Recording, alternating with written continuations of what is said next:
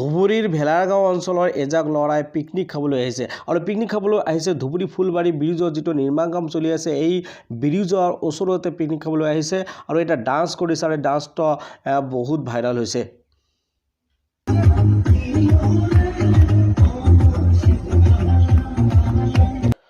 বৰ্তমান এই 1.5 মিনিটৰ ডান্স ভিডিঅ'টো ফেচবুকত বহুত ভাইৰাল হৈছে আৰু সকলোৰে মোবাইলে এই ভিডিঅ'টো। তো বন্ধুসকল ভিডিঅ'টো চাই আনন্দ লওক আৰু কেনে লাগিল কমেণ্টত জনাব।